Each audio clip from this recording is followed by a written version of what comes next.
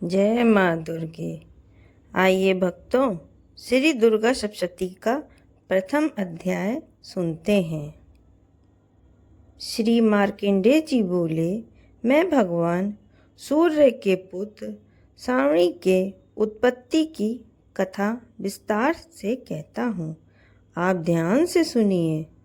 सूर्य की छाया स्त्री से उत्पन्न सर्वणी जगत जननी महामाया की कृपा से जैसे जैसे मनमंतर का अधिपति बना वह कथा सुनिए। पूर्व काल में स्वरोचिष मनमंतर के चैतवंशी राजा सूरत समस्त पृथ्वी के चक्रवर्ती राजा हुए। वे प्रजा का नित्य प्रति औरस पुत्रों की भांति धर्मपूर्वक पालन करते थे। तो भी यमन राजाओं से राजा सूरत की शत्रुता हो गई। दुष्ट दलन राजा सूरत से उनका भयंकर युद्ध हुआ और थोड़ी सेना व कोष होने पर भी यमन राजाओं ने सूरत को हरा दिया। तदनंतर राजा अपने नगर में आ राज्य करने लगा। तो भी अन्य शत्रु राजाओं ने राजा सूरत पर चढ़ाई कर दी और नगर में भी दुराचारी मंत्रियों ने राजा का कोष, सेना तथा समस्त वस्तुएं छीन ली। तब राजा सूरत हंसकर अकेला ही घोड़े पर सवार हो शिकार खेलने के बहाने घने वन में चला गया। वहाँ महर्षि मेघा का सुंदर आश्रम देखा, जो हिंसक सिंह आदि तथा शिष्यों और मुनियों से सुशोभित था। वहाँ बैठे हुए महर्षि मेघा को राजा सूरत ने नमस्कार किया और मुनि से उचित सत्कार प्राप्त कर कुछ काल तक इधर उधर विचरता हुआ इसी आश्रम में रहा। कुछ समय के उपरांत फिर वह अपने राज्य और प्रजा के संबंध में चिंता करने लगा कि जिस राज्य को मेरे पूर्वजों ने भली भांति चलाया और प्रजा का पालन किया, वह आज मुझसे रहित हो गया। हे दुष्ट भृत्यगण, राज्य का संचालन धर्म नीति के अनुसार कर रहे होंगे या नहीं, और मेरा प्रधान हाथी भी शत्रुओं के वंश में हो ना जाने क्या क्या कष्ट भोगता होगा। और जो आज्ञाकारी अनुचर नित्य प्रति प्रसन्नतापूर्वक धन और भोजन प्राप्त करते थे, अब उन दुष्ट राजाओं के आश्रय में रहकर कष्ट पाते होंगे और मंत्रीगण राजकोष को कुमार्ग में व्यर्थ ही अपव्यय करते होंगे। जो धन मेरे पूर्वजों ने बड़े परिश्रम से किया था, नष्ट हो गया होगा। इस प्रकार वह राजा राज्य की सभी बातों की चिंता करने लगा। कुछ समय पश्चात एक दिन महर्षि मेघा के आश्रम के समीप एक वैश्य को आते देखकर राजा ने उस वैश्य से पूछा, अरे भाई, तुम कौन हो और यहाँ क्यों आए हो? तुम्हारा मलिन मुख शोक युक्त क्यों दिखाई देता है? इस प्रकार राजा सूरत की बातों को सुनकर उस वैश्य ने राजा सूरत से कहा, हे राजन, मैं समाधि नाम का एक वैश्य हूँ। मेरा जन्म धनवान कुल में हुआ। मेरे दुष्ट स्त्री पुत्र आदि ने धन के लोभ से मुझे घर से निकाल दिया है और मेरा धन छीन लिया है। मैं धन, स्त्री, पुत्र से रहित हूँ। अब मैं अकेला दुखी होकर इस वन में आया हूँ। मुझे अपने स्त्री तथा बंधुओं का कुछ भी पता नहीं है। मैं यहाँ रहने के कारण अपनी स्त्री, पुत्र, स्वजनों की परिस्थिति को नहीं जानता कि वे इस समय अपने स्थान पर सुखी हैं या दुखी? मैं यह भी नहीं जानता कि मेरे पुत्र सदाचारी हैं या दुराचारी। राजा बोला, जिन स्त्री पुत्र आदि ने तेरे धन संपत्ति को छीन लिया, फिर उन्हीं के स्नेह में तेरा मन क्यों आसक्त है? वैश्य बोला, आपने मेरे विषय में जो बात कही वे यथार्थ में सत्य है, परंतु मैं क्या करूं? मेरे चित्त में कठोरता नहीं है। जिन पुत्र आदि ने धन के लोभ में आकर मुझे घर से निकाल दिया है, हे महीपते राजन, मेरा चित्त फिर भी उन्हीं में साक्षात होता है। यह जानते हुए भी अनजान हो रहा हूँ। मेरा मन उन दुष्ट आत्माओं, स्त्री पुत्र आदि में आसक्त हो रहा है और इसी से अर्थश्वास चल रहे हैं। मुझे इसका दुख है और मन खिन्न है। मैं क्या करूं? इन स्वजनों के निठुर होने पर भी मेरे मन में उनके प्रति प्रेम है। श्री मार्कंडेय जी बोले, हे द्विज। तत्पश्चात राजा सूरत और समाधि वैश्य दोनों श्री मेघा मुनि के समीप गए और प्रणाम करके बैठ गए और मेघा ऋषि से कथा वार्ता करने लगे।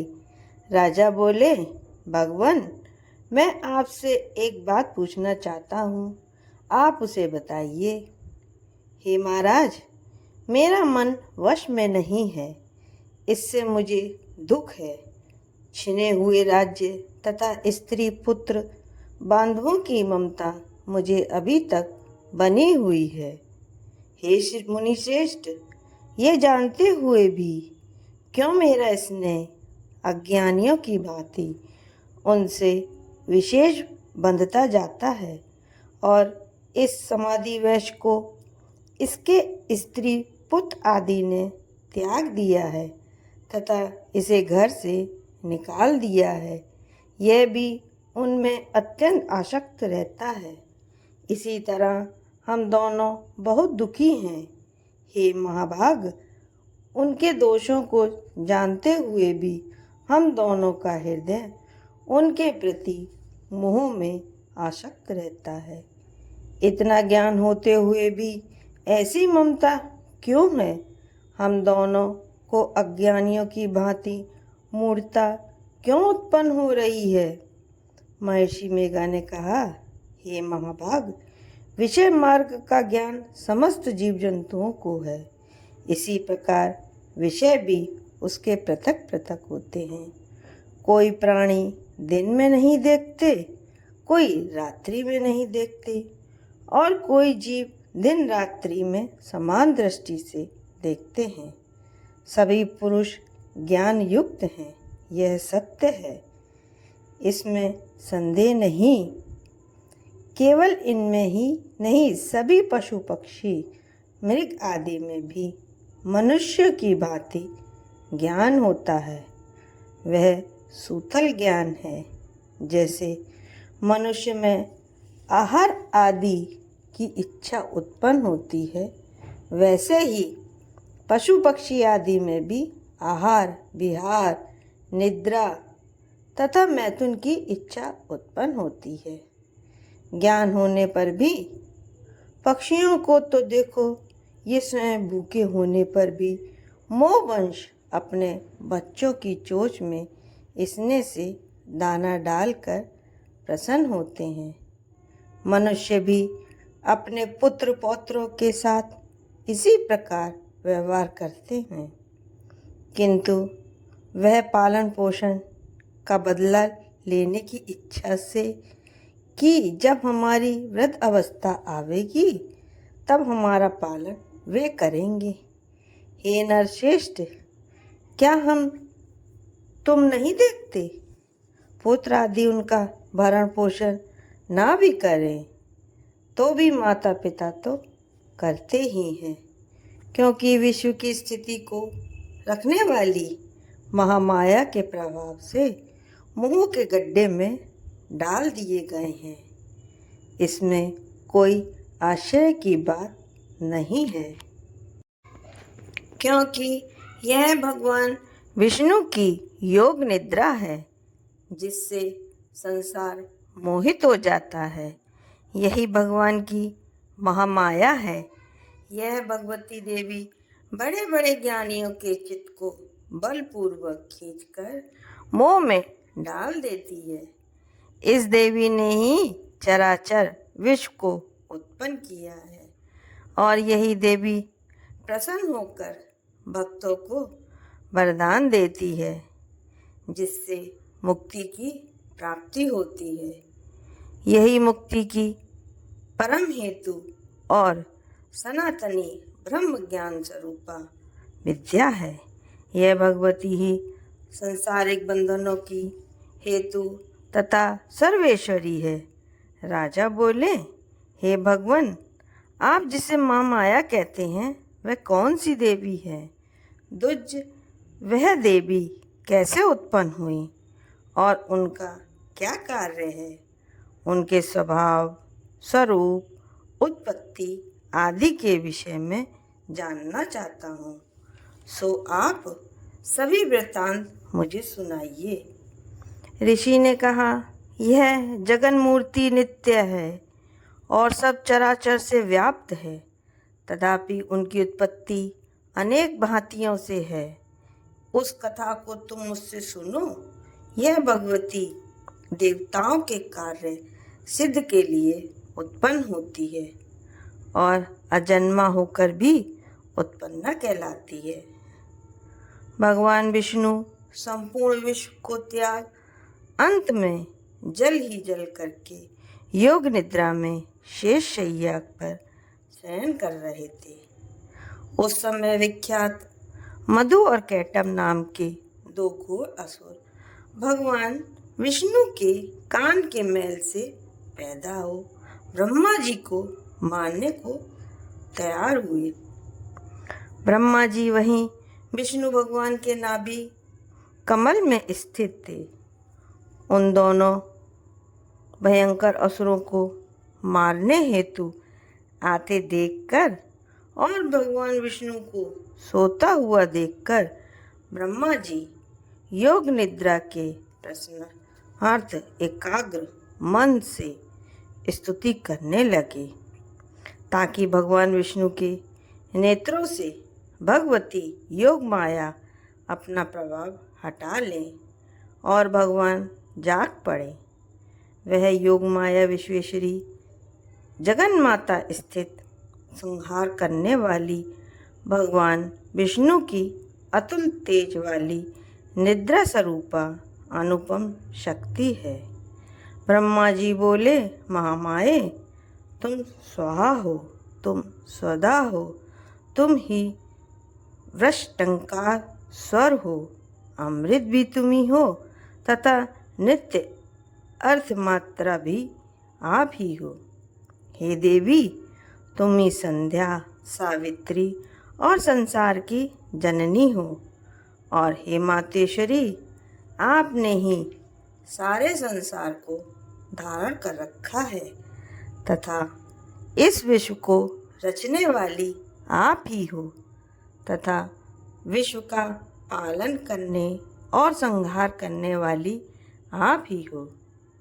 रचना काल में सृष्टि रूप तथा पालन काल में स्थिति स्वरूपा आप ही हो।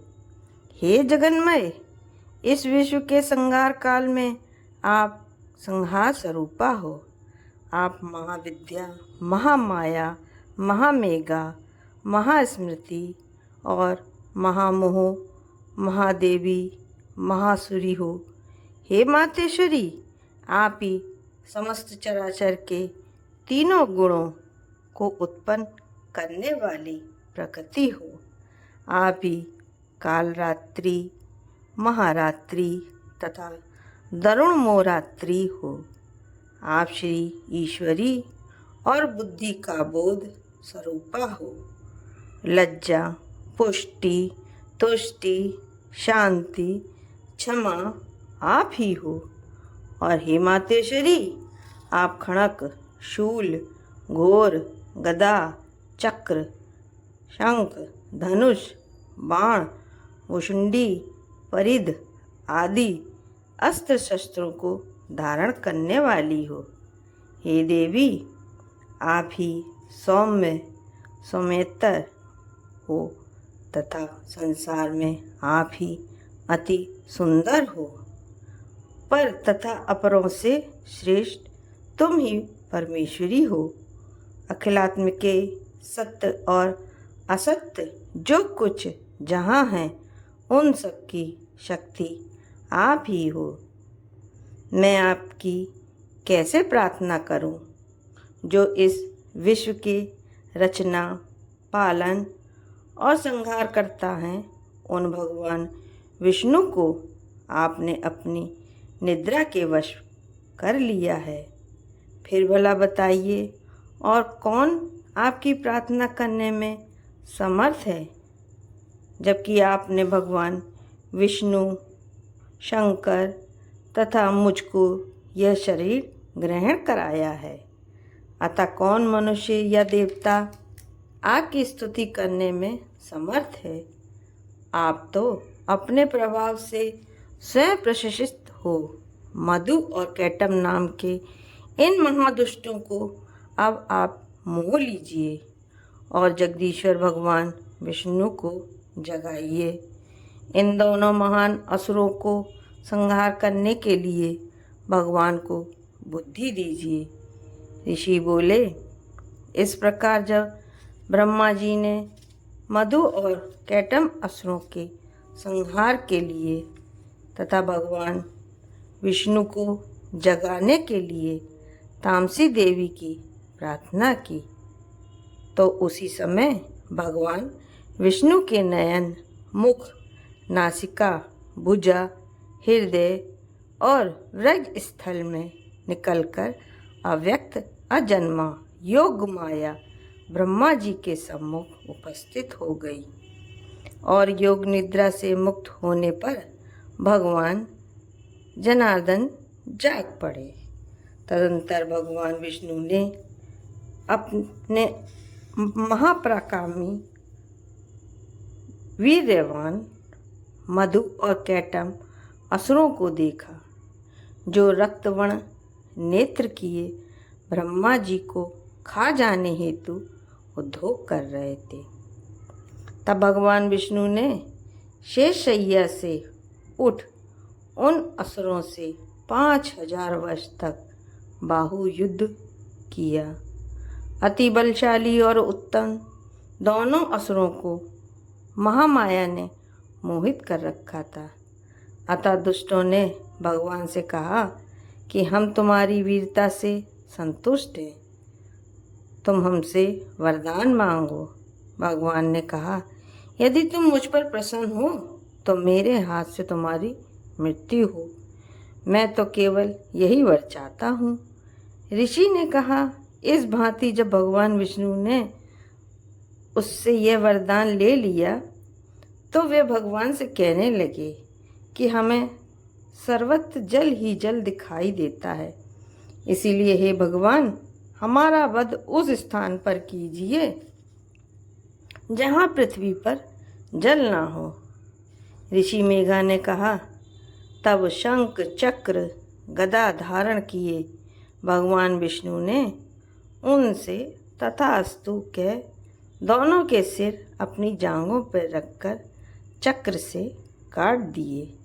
इस प्रकार यह महामाया देवी श्री ब्रह्मा के स्तुति करने पर स्वयं प्रकट हुई थी। हे राजन, मैं अब उनके प्रभाव का वर्णन करता हूँ, तो ध्यान से सुन। पहला अध्याय समाप्त। जय माता की। द्वितीय अध्याय। ऋषि ने कहा, पूर्व काल में देवताओं और असुरों में पूरे 100 वर्ष तक भयंकर युद्ध हुआ। उस युद्ध में असुरों ने देवताओं को हरा दिया और सब देवताओं को जीतकर महिषासुर स्वयं इंद्र बन बैठा। तब हारे हुए देवता ब्रह्मा जी को आगे कर भगवान विष्णु और शंकर जी के पास गए और अपनी पराजय तथा महिषासुर के बल व प्राप्त का संपूर्ण समाचार सुनाया कि सूर्य, इंद्र, अग्नि, वायु, चंद्रमा, यम, वरुण सब देवताओं के अधिकार छीनकर वह स्वयं सबका स्वामी बन गया है। उस दुष्ट आत्मा ने सबको स्वर्ग से निकाल दिया है। इससे सभी देवता पृथ्वी पर मनुष्य की भांति रहते हैं। अतः हे महाराज, हम सब आपकी शरण में हैं। आप उसे मानने का विचार शीघ्र ही कीजिए। इस प्रकार देवताओं की बात को सुनकर भगवान विष्णु और शंकर जी बहुत क्रुद्ध हुए और उनकी भुक्ति कुटिल तथा मुख रक्तवर्ण हो गया तथा उनके मुख से क्रोध के कारण एक महान तेज उत्पन्न हुआ। इसी भांति सभी देवताओं के अंगों से भी एक एक तेज उत्पन्न हुआ और वह सब मिलकर एकत्रित हो गए। उसकी ज्वाला से समस्त दिशाएं व्याप्त हो गईं और सभी देवताओं ने उस तेजपुंज को जलते हुए पहाड़ के समान देखा। समस्त देवताओं के शरीर से निकला हुआ वह एकत्रित अतुल्य तेज अपनी ज्योति से तीनों लोकों में प्रकाश करता हुआ एक स्त्री के रूप में परिणित हो गया। भगवान शंकर के तेज से उस स्त्री का मुख बना, यमराज के तेज से उसके केश तथा विष्णु के तेज से भुजाएं बनी। दोनों स्तन चंद्रमा के तेज से, कमर के मध्य भाग इंद्र के तेज से, जंघा तथा पिंडली वरुण के तेज से, पृथ्वी के तेज से दोनों नितंब, ब्रह्मा जी के तेज से दोनों चरण, सूर्य के तेज से पांवों की उंगलियां, वसु के तेज से भुजाओं की उंगलियां, नासिका कुबेर के तेज से, दांत प्रजापति के तेज से तथा अग्नि के तेज से तीनों नेत्र उत्पन्न हुए। संध्याओं के तेज से दोनों बाहों, पवन के तेज से कान तथा इसी प्रकार अन्य देवताओं के तेज से शिव कल्याणकारी देवी की सृष्टि हुई। संपूर्ण देवताओं के तेज से पुंज से उत्पन्न हुई देवी को देख महिषासुर द्वारा सताए हुए सभी देवता अत्यंत प्रसन्न हुए। तत्पश्चात शंकर जी ने अपने त्रिशूल में से एक त्रिशूल और भगवान विष्णु ने एक चक्र दिया। वरुण ने शंख, अग्नि ने शक्ति, वायु ने धनुष और बाणों से भरे हुए तरकश प्रदान किए। इंद्र ने अपने व्रज में से निकालकर व्रज और आयुध दिया तथा ऐरावत हाथी से उतारकर एक घंटा प्रदान किया। यमराज ने कालदंड, वरुण ने पास, स्फटिक की माला, प्रजापति ने और ब्रह्मा जी ने एक कमंडल प्रदान किया। देवी के समस्त रोमकूपों से सूर्य देव ने अपनी किरण भर दी। काल ने चमकता हुआ खंग और ढाल भेंट किया। शेरभाग ने उज्ज्वल हार तथा 2 दिव्य वस्त्र, चूड़ामणि, कुंडल और कड़े दिए। शुंभ अंधचंद्र सब बाहुओं के लिए केयूर, पैरों के सुंदर निपुर, गले की सुंदर हंसली तथा समस्त उंगलियों में रतन जड़ित अंगूठियां प्रदान की। अत्यंत निर्मल फरसा विश्वकर्मा ने भेंट किया और विविध भांति के अस्त्र तथा अमेक कवच दिए। समुद्र ने हृदय तथा गले में पहनने के लिए कभी न मैली होने वाली कमल की माला दी। और सुंदर कमल के पुष्प प्रदान किए। हिमालय ने सवारी के लिए सिंह तथा अनेक प्रकार के रत्न प्रदान किए। मदिरा से भरा हुआ पात्र कुबेर ने दिया। भूमंडल धारण करने वाले नागराज शेष ने महामणियों से सुशोभित एक हार दिया। इसी प्रकार अन्य सभी देवताओं ने भी विविध भांति के आभूषण तथा आयुध प्रदान किए।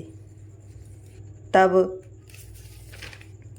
भगवती देवताओं से भली भांति सम्मानित होकर बार बार ऊंचे स्वर से अट्टहास करती हुई गरजने लगी, जिससे सारा आकाश गूंज उठा। भगवती की गर्जना कहीं समा न सकी और उसकी ध्वनि से संपूर्ण विश्व तथा सागर कांप उठे। संपूर्ण पृथ्वी तथा पर्वत कंपित हो गए। उस समय सारे देवगण उस सिंहवाहिनी देवी की जय जयकार करने लगे।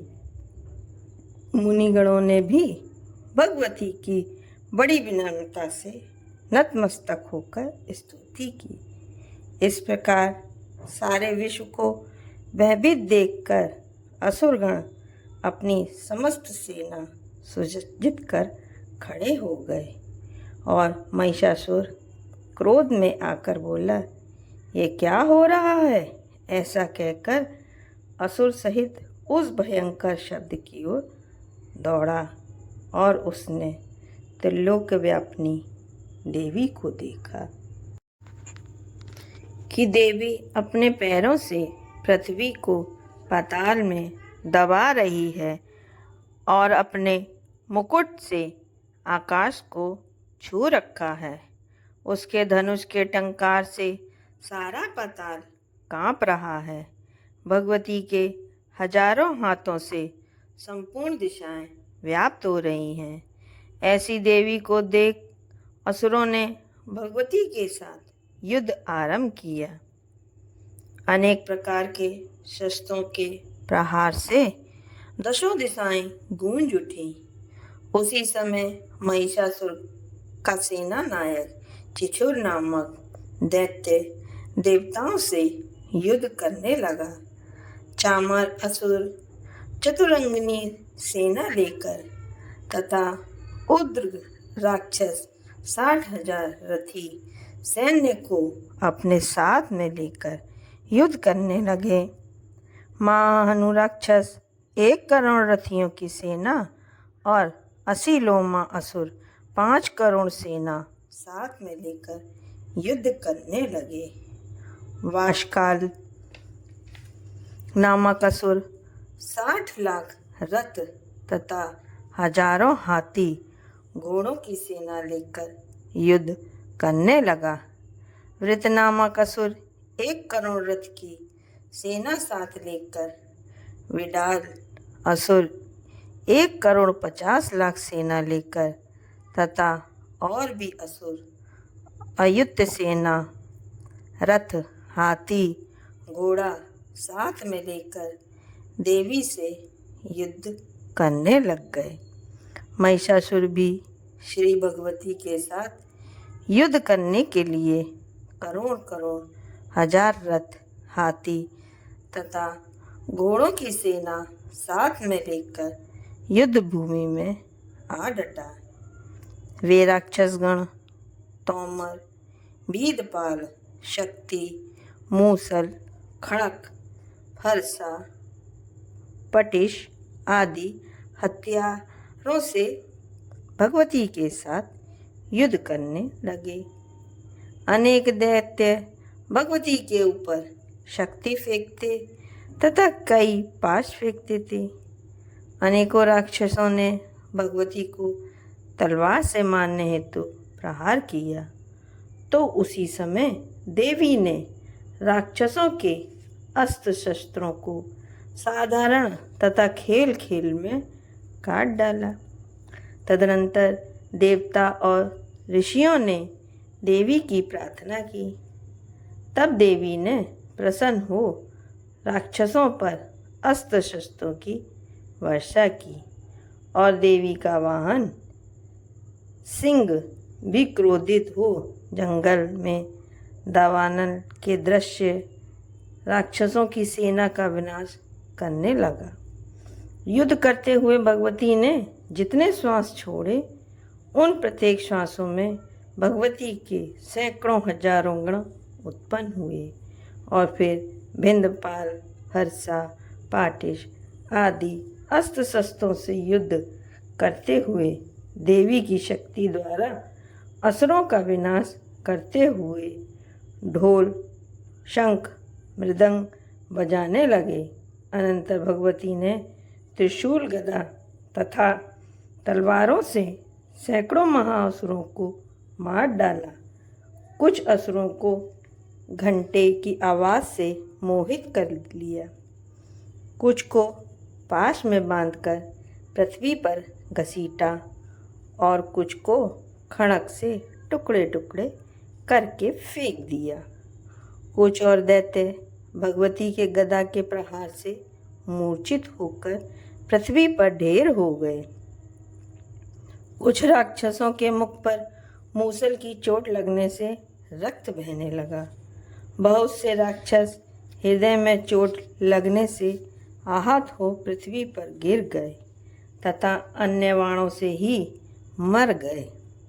देवताओं को कष्ट देने वाले दैत्य मरने लगे तथा बहुतों की भुजा और गर्दन कट गई। कुछ दैत्यों के सिर कट गए और कोई कोई शरीर के मध्य भाग से भी काट दिए गए। कुछ महाअसुर जंगा कट जाने के कारण धराशायी हो गए। कुछ दैत्यों के एक भुजा, एक आँख, एक पैर तथा मस्तक कटकर पृथ्वी पर गिर पड़ते, किंतु वे फिर उठ खड़े होते। फिर वे ऋण बड़े बड़े हथियारों को लेकर श्री भगवती से लोहा लेते। दूसरे ऋण बाजों की ध्वनि के साथ साथ नृत्य करने लगते। कई असुरों के ऋण तलवार, शक्ति, सृष्टि आदि हथियार हाथ में लेकर श्री जगदम्बा से ठहरो ठहरो कहकर युद्ध के लिए ललकारते थे। उस रण क्षेत्र में रथ, हाथी तथा असुरों के गिर जाने से पृथ्वी ढक गई। राक्षसी सेना का रक्त इकट्ठा होकर महानदी की तरह बह रहा था। माँ भगवती ने उन असुरों की सेना को इस प्रकार संहार कर दिया मानो तृण को अग्नि में जला डाला हो। देवी का सिंह भयंकर शब्द करता हुआ अपने गर्दनों के बालों को हिलाता था, यानी वह शत्रुओं के प्राण चुन लेना चाहता था। देवी के गणों ने उन महादैत्यों के साथ ऐसा युद्ध किया कि देवतागण प्रसन्न होकर आकाश से फूल की वर्षा करने लगे। द्वितीय अध्याय समाप्त। जय माँ दुर्गा।